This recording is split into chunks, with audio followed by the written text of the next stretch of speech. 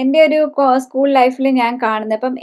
ഇപ്പം ഞാനിപ്പോ അധ്യാപകരുടെ മകളായതുകൊണ്ടായിരിക്കും നമ്മളെ ഇങ്ങനെ കുറച്ച് വാല്യൂസ് പഠിപ്പിച്ചു വിട്ടിട്ടുണ്ട്. അതായത് അപ്പം ഞങ്ങള് പ്രത്യേകം പഠിപ്പിച്ചിട്ടുള്ളത് നിങ്ങൾ സ്കൂളിൽ വന്നു കഴിഞ്ഞാൽ ഒരിക്കലും നിങ്ങൾ ബാക്കിയുള്ള പിള്ളേരെ പോലെയാണ്. അവിടെ വന്ന് ഞങ്ങളുടെ മക്കളാന്നുള്ള ഒരു സംഭവം നിങ്ങൾ കാണിക്കാൻ പാടില്ല. നിങ്ങൾ ബാക്കിയുള്ള പിള്ളേരെ പോലെയാണെന്ന് പറഞ്ഞിട്ട് നമ്മൾ എന്തെങ്കിലും ഒരു കുസൃതിയിൽ വരുമ്പോൾ നമുക്ക് കുറച്ചുകൂടി കൂടുതൽ ശിക്ഷ തരും. അങ്ങനെയാണ് ഞങ്ങളുടെ പപ്പയൊക്കെ ചെയ്തോണ്ടിരുന്നത്. അപ്പം ഇതില് പറയാനുള്ള ഒരു ഇതെന്ന് പറഞ്ഞാല് ഞാൻ എപ്പോഴും കണ്ടിട്ടുണ്ട് നമ്മളൊരു ഗ്രൂപ്പ് ഫ്രണ്ട്സ് വരുമ്പോൾ എൻ്റെ ഒരു ആഗ്രഹം എന്ന് പറഞ്ഞാൽ എല്ലാവർക്കും ഒരുപോലെ പ്രാധാന്യം കൊടുക്കണം. പലർക്കും പല ഒപ്പീനിയൻ ആവാം, അല്ലെങ്കിൽ പലർക്കും പല രീതിയിലുള്ള ചിന്തകളാവാം. പക്ഷെ എല്ലാവർക്കും ഒരേപോലെ ഒരു പ്രാധാന്യം കൊടുക്കുന്ന, ചിലപ്പോൾ ഒരാളുടെ ഒപ്പീനിയൻ ആയിരിക്കും കുറച്ച് മുന്നിൽ വരുന്നത്. അപ്പൊ അങ്ങനെ എല്ലാവർക്കും ഒരേപോലെ ഒരു പ്രാധാന്യം കൊടുക്കുന്ന ഒരു ഗ്രൂപ്പിനെ കുറിച്ചാണ് എപ്പോഴും ഞാൻ ചെറുപ്പകാലത്തൊക്കെ ചിന്തിച്ചുകൊണ്ടിരുന്നത്. പക്ഷെ അവിടെ എപ്പോഴും നമ്മൾ കാണുന്ന ഒരു ഹൈറാർക്കി അങ്ങ് രൂപപ്പെടുകയാണ്. അവിടെ ഒരു ലീഡർ ഉണ്ടാകുന്നു, പിന്നെ ബാക്കിയുള്ളവരെല്ലാം ബ്ലൈൻഡ് ആയിട്ട് ഒരു ഫോളോവേഴ്സ് ആയിട്ട് ആ ലീഡറിനെ അങ്ങ് അനുഗമിക്കുകയാണ്. അപ്പം ആ ലീഡറിന്റെ ഒരു ഏതെങ്കിലും ഒരു അഭിപ്രായത്തെ ഒരാൾ എതിർത്ത് കഴിഞ്ഞാൽ അത് ആ ലീഡറിന്റെ ശത്രുവാകുകയും അത് ആ ഫുൾ ഗ്രൂപ്പിന്റെ ശത്രുവാകുകയും ഒറ്റപ്പെടുകയും ചെയ്യാണ്. അവിടെ ഒരു ഇൻഡിവിജ്വാലിറ്റി എന്നൊരു സാധനം പലപ്പോഴും ഞാനത് കണ്ടിട്ടില്ല. അപ്പൊ ഒരാളൊരു ലീഡർ എന്ന് കുറെ പേര് ഒരാളെ ലീഡറായിട്ട് അങ്ങ് ചിന്തിക്കുന്നു. ആ ലീഡർ പറയുന്നതിന് എന്തെങ്കിലും ഒരു വ്യത്യസ്തമായ ഒരു അഭിപ്രായം മറ്റൊരാൾ പറയുവാണെങ്കിൽ ഉടനെ ഈ ലീഡറുടെ ഫോളോവേഴ്സും അവരെ ബ്ലൈൻഡ് ആയിട്ട് എതിർക്കുക. അപ്പൊ ഒരാൾക്ക് വേണ്ടി ഒരാളെ കൊല്ലാൻ പോലും തയ്യാറാവുന്നു. അങ്ങനെ അപ്പൊ ഒരു ചാരിറ്റി, ഇപ്പം നമ്മളൊരു നല്ല കാര്യം പറയുവാണെങ്കിൽ എല്ലാവരും അതിൽ കൂടും. പക്ഷെ ഒരാളെ കോർണർ ചെയ്യാൻ ഒരു നമ്മൾ പറയും കുറച്ച് കഴിവ് കുറഞ്ഞ വ്യക്തി, അല്ലെങ്കിൽ എന്തെങ്കിലും ഒരു കാര്യത്തിൽ ഒരു ബലം കുറഞ്ഞ ഒരു വ്യക്തിയെ എല്ലാവരും കൂടെ അറ്റാക്ക് ചെയ്ത് കോർണർ ചെയ്യുന്ന ഒരു സംഭവം എപ്പോഴും ഞാനിത് ഒരു ഗ്രൂപ്പ് ബിഹേവിയറിൽ കാണുന്നുണ്ട്. ഈവൻ ദ എല്ലാവർക്കും അറിയാം അങ്ങനെയൊന്നും ചെയ്യാൻ പാടില്ല, പക്ഷെ ഒന്ന് കളിയാക്കി കോർണർ ചെയ്യുക, അല്ലെങ്കിൽ അങ്ങനെ ഒരു മെന്റാലിറ്റി ആൾക്കാർ പൊതുവെ അവരുടെ ഒരു കളിയാക്കൽ. ഇപ്പൊ ഞാൻ കേട്ടിട്ടുണ്ട്, ഇപ്പൊ പഴയ ലേഡീസ് ഹോസ്റ്റലുകളിലൊക്കെ പാവപ്പെട്ട ഒരു പെൺകുട്ടി വരുമ്പം കുറെ പണക്കാരായ കുട്ടികൾക്ക് ഇങ്ങനെ എന്തെങ്കിലും സാധനം മാറ്റി വെച്ചിട്ട് ഈ കുട്ടി മോഷ്ടിച്ചതാണെന്ന് ആരോപിച്ച് അതിനെ കളിയാക്കുമ്പോൾ അതിന്റെ വെപ്രാളം കണ്ട് രസിക്കുന്ന ഒരു മെന്റാലിറ്റി. അപ്പൊ ഇങ്ങനെ ഒരു മെന്റാലിറ്റി ആൾക്കാരിലുണ്ട്. അപ്പൊ അതിനെയൊക്കെ എങ്ങനെയാ നമ്മള് അതിനെയൊക്കെ നേരിടുന്നത്? എങ്ങനെ അവരെ എഡ്യൂക്കേറ്റ് ചെയ്യുന്നത്? അതാണ്. അല്ല, അവര് എഡ്യൂക്കേറ്റ് ചെയ്യുന്നതിനാൽ ആ മെന്റാലിറ്റി ഉണ്ട് എന്ന് നിങ്ങൾ പറയുമ്പോൾ മെന്റാലിറ്റിയെ നിലനിർത്തുന്ന സമൂഹമാണ് പുറത്തിരിക്കുന്നത്. അതെ. അതാണ് തട്ട് സമൂഹം എന്ന് പറഞ്ഞത്. അത് വളരെ വർഷങ്ങളായിട്ട് 10,000 വർഷമായിട്ട് മനുഷ്യർ ഉണ്ടാക്കിയെടുത്തിരിക്കുന്നതാണ്. ഗ്രേഡഡ് ആയ സൊസൈറ്റി ഉണ്ടാക്കിയെടുത്തതല്ലേ, രാജാക്കന്മാരെ ഭരിക്കാനായിട്ട് വേണ്ടി ചെയ്തതാണത്. അതെ. അത് ഒരു ഗ്രൂപ്പ് ആനിമലിനകത്തുണ്ടാകുന്ന കാര്യം മാത്രമല്ല, അത് ഭരിക്കാൻ വേണ്ടി ഉണ്ടാക്കിയ ഒരു സിസ്റ്റത്തിന്റെ പ്രോഡക്റ്റ് ആണ്. ഇന്ന് നിങ്ങൾ കാണുന്ന വീടുകൾ എന്ന് പറയുന്നത് മുഴുവൻ ഏതെങ്കിലും ജാതിയിലോ മതത്തിനോ പെട്ട് നിൽക്കുന്നവരല്ലേ. അല്ലാതെ നിങ്ങൾക്ക് എങ്ങനെയാണ് കുട്ടികളെ നിങ്ങൾക്ക് കിട്ടുന്ന കുട്ടികൾ എന്ന് പറയുന്നവർ ഈ വീട്ടിൽ നിന്നല്ലേ വരുന്നേ. വീടെന്ന് പറയുന്നത് സാമൂഹ്യ വിരുദ്ധ കേന്ദ്രമാണെന്ന് ഞാൻ അതുകൊണ്ടാണ് പറയുന്നത്. സമൂഹത്തിന്റെ നമ്മൾ ഈ പറയുന്ന ജനാധിപത്യ സമൂഹം ഉണ്ടാക്കുന്നതിന് ഏറ്റവും തടസ്സമായി നിൽക്കുന്നത് വീടാണ്. ആ വീട്, അത് ഞാൻ പറഞ്ഞ അത് ഇങ്ങനെ മനസ്സിലാക്ക്. വീട് എന്ന് പറയുന്നത് പഴയ കാലത്തെ യൂണിറ്റ് ആണ്, രാജാവിന്റെ യൂണിറ്റ് കുടുംബമാണ്. ആ യൂണിറ്റ് എന്ന് പറയുന്നതിനെ ഏതെങ്കിലും ഒരു തട്ട് സമൂഹത്തിനകത്തെ ഘടനയ്ക്കകത്ത് പെടുത്തിയാണ് അവരതിനെ ഫിക്സ് ചെയ്തിരുന്നത്. അതുകൊണ്ടായിരുന്നു മുസ്ലിംസിന് ഒരു വേഷവിധാനം ഇടണം, ക്രിസ്ത്യൻസിന് ഒരു വേഷവിധാനം ഇടണം, ഹിന്ദുക്കൾ എന്ന് പറയുന്നവരുടെ ഇടയിലെ ജാതി സമൂഹത്തിന്റെ അനുസരിച്ചിട്ട് ഓരോന്നിനും വ്യത്യസ്തമായ വേഷമിട്ട് ഹെയറാർക്കിക്കലായി നിലനിർത്തുന്ന സമൂഹം നിലനിർത്തിയിരുന്നതാണ് രാജഭരണം എന്ന് പറയുന്നത്. അപ്പൊ അതിനകത്തുനിന്ന് വരുന്ന ആളുകൾ ഗ്രേഡഡ് ആയിട്ട് തന്നെ ചിന്തിച്ചിട്ട് തന്നെയാണ് വന്നിരുന്നത്. നമ്മൾ ഈ മോഡേൺ സൊസൈറ്റി ഉണ്ടാക്കുന്ന സമയത്ത് ക്ലാസ് റൂമിനകത്ത് ഈ വീടിനകത്തെ ഈ വിവേചനത്തിനെ അഴിച്ചു പണിയുന്നതിനാണ് ക്ലാസ് റൂം ഉണ്ടാകേണ്ടത്. അത് നമുക്ക് ഇതുവരെ ഉണ്ടാക്കാൻ കഴിയാതിരിക്കുന്നത് ഈ വീട്ടിനകത്ത് ഉള്ള അച്ഛന്മാര് തന്നെയാണ് അധ്യാപകരായിട്ട് വരുന്നത്.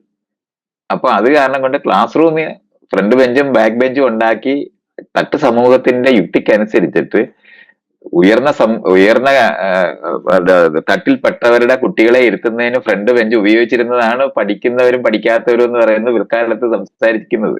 അത് അതെ ജാതിക്ക് അനുസൃതമായി കുട്ടികളെ ഇരുത്തിയിരുന്നതാണത്.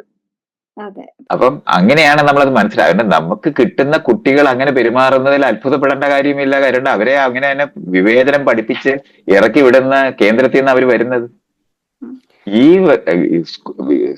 വീട്ടിൽ നിന്ന് സ്കൂളിലേക്ക് വരുന്ന കുട്ടികളെ സ്കൂളിൽ നിന്ന് വീട്ടിലേക്ക് പോകുന്ന കുട്ടികളാക്കി മാറ്റുക എന്ന് പറയുന്നതാണ് ജനാധിപത്യത്തിനകത്ത് ചെയ്യപ്പെടേണ്ടത്. അത് അതെ ചെയ്യപ്പെടാൻ നമുക്ക് കഴിയാതിരിക്കുന്നത് ഇത് ഈ ഹെറാർക്കി നിലനിർത്തുന്നതിനകത്ത് ഉള്ള അഡ്വാൻറ്റേജുകൾ നിലനിർത്താനായിട്ട് വേണ്ടി ഭരണഘടനാപരമായിട്ട് തന്നെ നമ്മൾ തുല്യരാണെന്ന് പറയുമ്പോൾ അങ്ങനെ അല്ലാതാക്കാൻ അവർ നിരന്തരം ശ്രമിച്ചുകൊണ്ടിരിക്കുന്നതുകൊണ്ടാണ് അത് അങ്ങനെ സംഭവിച്ചിരിക്കുന്നത്. അതെ അത് കണ്ടിട്ട് അത് മനുഷ്യരുടെ സ്വഭാവമാണെന്ന് നിങ്ങൾ തെറ്റിദ്ധരിക്കുന്നിടത്താണ് പ്രശ്നം ഉണ്ടാക്കുന്നത്. അപ്പൊ അതിനെ അത് നമ്മൾ നമ്മള് അഡ്രസ് ചെയ്യും ശരിക്കും അങ്ങനെ മനുഷ്യനെ അതിനെ ക്ലാസ് റൂം മാറിക്കൊണ്ടാണ് അത് ചെയ്യാനൊക്കത്തുള്ളൂ. ഘടനാപരമായി ക്ലാസ് റൂംസ് മാറ്റേണ്ടതുണ്ട്. അതൊന്നും നമുക്ക് ഇതുവരെ ചെയ്യാൻ കഴിഞ്ഞിട്ടില്ല. അത് അവിടെ മാത്രമല്ല, ലോകത്ത് തന്നെ അങ്ങനെ കഴിഞ്ഞിട്ടില്ല. ഇപ്പം യൂറോപ്പിലെ തന്നെ സ്കാൻഡിനേവിയൻ രാജ്യങ്ങളിലൊക്കെ തന്നെയാണ് കുട്ടികളെ അങ്ങനെ അല്ലാതാക്കാൻ അവർ ശ്രമിച്ചിട്ടുള്ളത്. അവിടെയൊക്കെ ഈ പറയുന്ന മാറ്റം വന്നിട്ടുണ്ട്. ഉം, അവിടുത്തെ ഭരണാധികാരികളെ നിങ്ങൾക്ക് കണ്ടാൽ തിരിച്ചറിയാനൊന്നും നോക്കത്തില്ല. ഉം.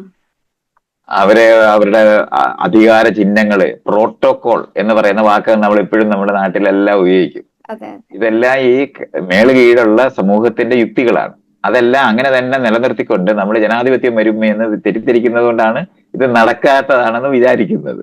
അപ്പൊ അതെ വീടിനകത്തുനിന്ന് ആരംഭിച്ച് ക്ലാസ് റൂമിനകത്ത് നിലനിർത്തിക്കൊണ്ട് നമ്മൾ തുല്യരായ മനുഷ്യരെ വോട്ട് ചെയ്യണമെന്ന് പറയുന്നിടത്ത് മാത്രമാണ് ഒരു വരി മാത്രമേ ഉള്ളൂ. നമ്മുടെ തെരഞ്ഞെടുക്കുന്ന ആൾക്കാർ, നമ്മുടെ ഇടയിൽ നിന്ന് തെരഞ്ഞെടുക്കപ്പെടുന്ന ഒരാള്, നമ്മളെ റെപ്രസെന്റേറ്റീവ്, നമ്മുടെ പ്രതിനിധിയാണ്. അയാൾ പോയി ഇരിക്കുന്നത് എവിടെയാണ്? രാജാവിന്റെ കൊട്ടാരത്തിലാണ്. ഉം, രാജാവിന്റെ കൊട്ടാരത്തിൽ ഇരിക്കുന്നത് എന്തിനാണ്? രാജാവിന്റെ കൊട്ടാരത്തിൽ ഇരിക്കുന്നത് ഭരിക്കാനാണ്. ജനാധിപത്യത്തിനകത്ത് ഭരണമില്ല.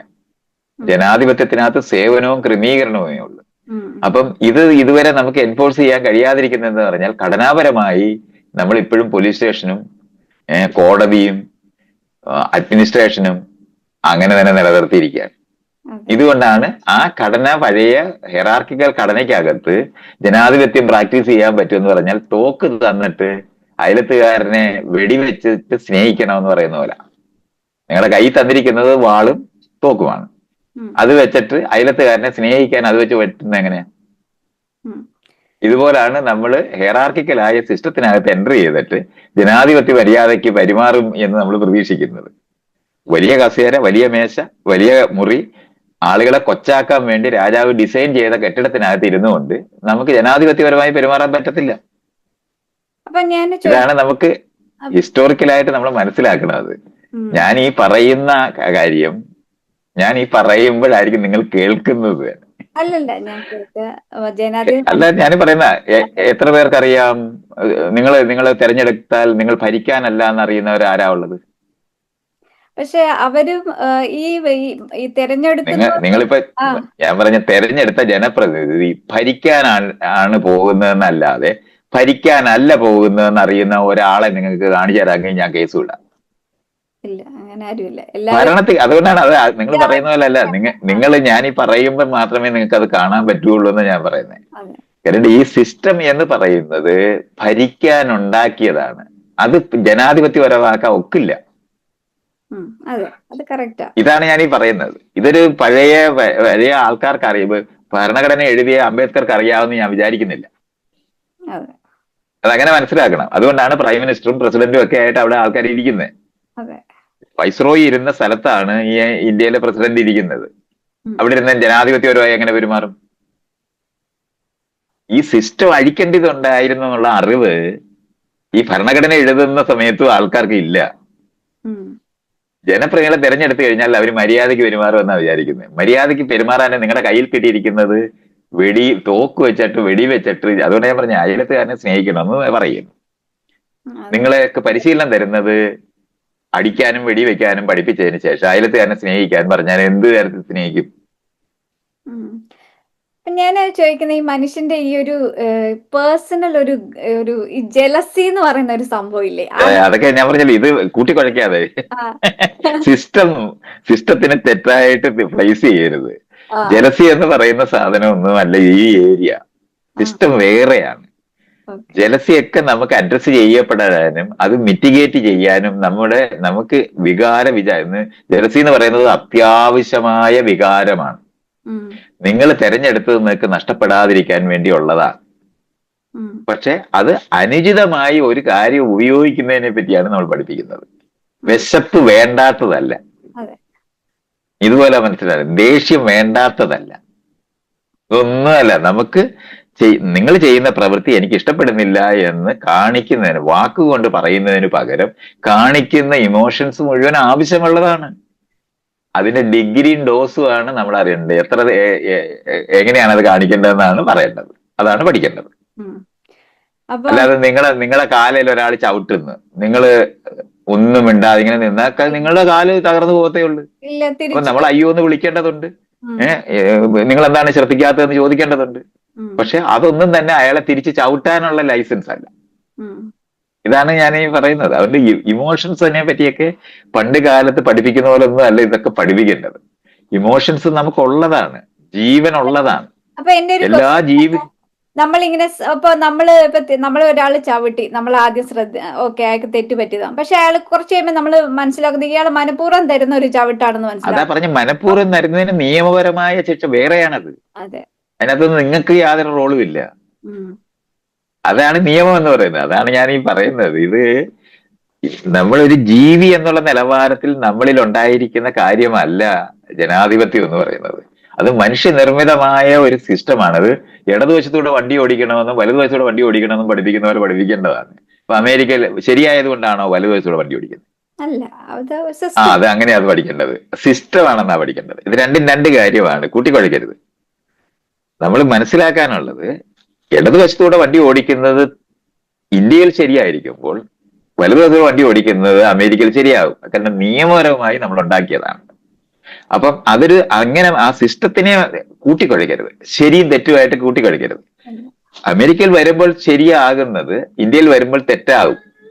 പക്ഷെ അത് സിസ്റ്റം കൊണ്ടുണ്ടാകുന്ന തെറ്റാണ്, അല്ലാതെ അബ്സല്യൂട്ട് ആയ ശരി തെറ്റുകളല്ല. അത് നമ്മൾ അങ്ങനെ അറിയണം. അപ്പം കൂട്ടിക്കുഴച്ച് മനസ്സിലാക്കരുത്. നമ്മൾ ഈ സിസ്റ്റത്തിനെ പറ്റി നമ്മുടെ ഇമോഷണൽ ആയിട്ട് നമ്മൾ ഉണ്ടാക്കുന്ന കാര്യങ്ങള് അതിന്റെ രീതിയിൽ അതിനെ മനസ്സിലാക്കിയെടുക്കേണ്ടതുണ്ട്. അതിനെ എന്താണ് ഒരു ജീവിയുടെ വികാര വിചാരങ്ങളെ നിയന്ത്രിതമായി ഉപയോഗിക്കാൻ പഠിപ്പിക്കുന്നതിന് അടക്കി വെക്കാൻ പഠിപ്പിക്കുക എന്നുള്ളതാണ് ആളുകൾ ചെയ്യുന്നത്. അപ്പൊ താഴ്ത്തട്ടിലുള്ള മനുഷ്യർ അവരുടെ ഇമോഷൻസ് കാണിക്കരുത്, അതാണ് ശരി. വിനയത്തോടെ നിൽക്കണം, കള്ളം പറയരുത്. ഈ കള്ളം പറയരുതെന്ന് പറയുന്നവർ മുഴുവൻ കള്ളം പറയും. പക്ഷെ കള്ളം പറയരുതെന്ന് നമ്മളടുത്ത് പറയുമ്പം നമ്മളെ ഉപയോഗിക്കാൻ വേണ്ടി ഉണ്ടാക്കിയിരിക്കുന്ന ആൾക്കാരുടെ യുക്തിക്കകത്തുള്ള മൂല്യബോധങ്ങളാണ് അതല്ല നമ്മള് മനുഷ്യര് പരസ്പരം ചെയ്യുന്ന സമയത്ത് ഉണ്ടാക്കിയെടുക്കുന്ന സാധനം എന്ന് പറയുന്നത് സിവിലായി പരസ്പരം പെരുമാറാൻ പഠിപ്പിക്കാൻ പറ്റും, പരിശീലിപ്പിക്കാൻ പറ്റും. അതിന് വേറെ അർത്ഥമൊന്നും വേണമെന്നില്ല. പക്ഷെ കാലിൽ ചവിട്ടിയാൽ സോറി പറയാൻ പഠിപ്പിച്ചാൽ അവർ ശീലത്തോടെ പറയുക തന്നെ ചെയ്യും, അല്ല മനഃപൂർവ്വം ചെയ്യത്തില്ല. പിന്നെ അതുകൊണ്ട് അതിന് വേറെ ശിക്ഷയുണ്ട് എന്നറിയുന്നതുകൊണ്ടാ നിയമപരമായി തെറ്റായിരിക്കുന്നത് നമ്മൾ തിരിച്ചറിയേണ്ടതുണ്ട്. അത് പഠിപ്പിച്ച് പരിശീലിപ്പിക്കുന്ന വഴി ഉണ്ടാകുന്നതാ. അത് തമ്മിൽ കൂട്ടിക്കുഴച്ചുകൂടാ. മറ്റേതങ്ങനല്ല. ഇല്ലായ്മ എന്ന് പറഞ്ഞാൽ റിസോഴ്സസിന്റെ കുറവ് കാരണം ആളുകൾ തമ്മിൽ റിസോഴ്സസിന് വേണ്ടി അടിയിടുന്നതാണ് നമ്മൾ എവല്യൂഷണറി ആയി കാണുന്ന കാര്യം.